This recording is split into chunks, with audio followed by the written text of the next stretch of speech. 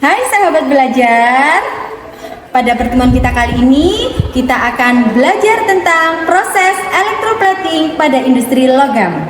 Materi ini diajarkan di kelas 12 Teknik Kimia Industri, baik yang menggunakan kurikulum K13 maupun kurikulum Merdeka. Nah, tujuan pembelajaran kita kali ini yang pertama yaitu peserta didik mampu memahami hukum Faraday pada proses elektroplating logam pada industri besi. Yang kedua, peserta didik mampu menerapkan perhitungan hukum Faraday melalui praktikum. Nah, sahabat belajar, ada yang tahu apa itu hukum Faraday?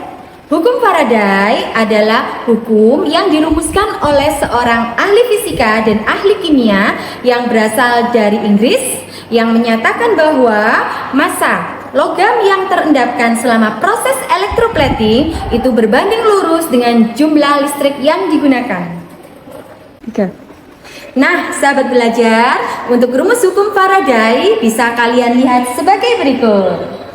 W sama dengan E dikalikan I dikalikan T per 96500, di mana W itu adalah massa logam yang terendapkan selama proses elektroplating.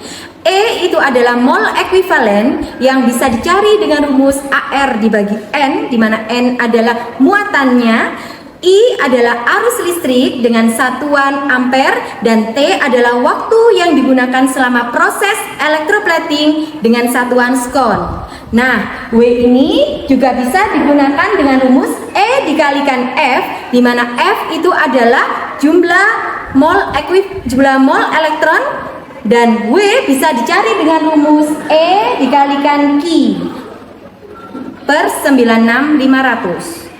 Di mana Q itu adalah jumlah muatan dengan satuan kolom.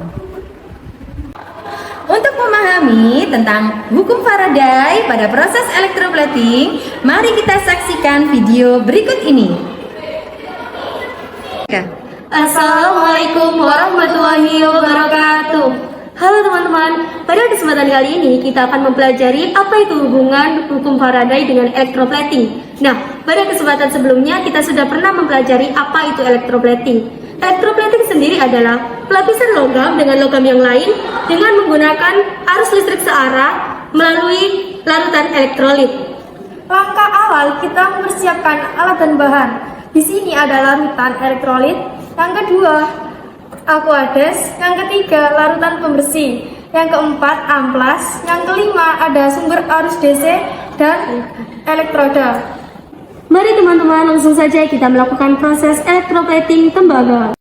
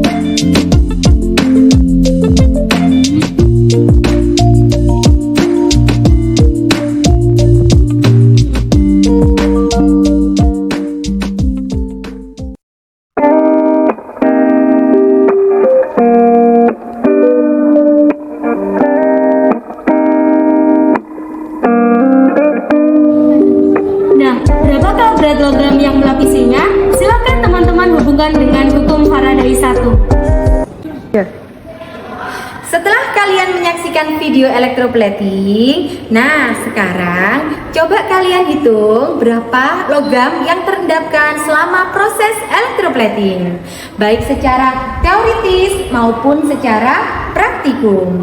Untuk perhitungan logam secara teoritis, kalian bisa menggunakan hukum Faraday. Nah, untuk perhitungan secara praktikum, kalian bisa menghitung selisih antara massa sesudah electroplating dengan massa sebelum electroplating. Kemudian, kalian bisa membandingkan dan mendiskusikannya. Nah, sahabat belajar, bagaimana pembelajaran kita kali ini? Apakah bisa dipahami? Jangan lupa silakan kalian membuat kesimpulan dari pertemuan kita kali ini. Semoga tetap sehat dan tetap semangat. Terima kasih.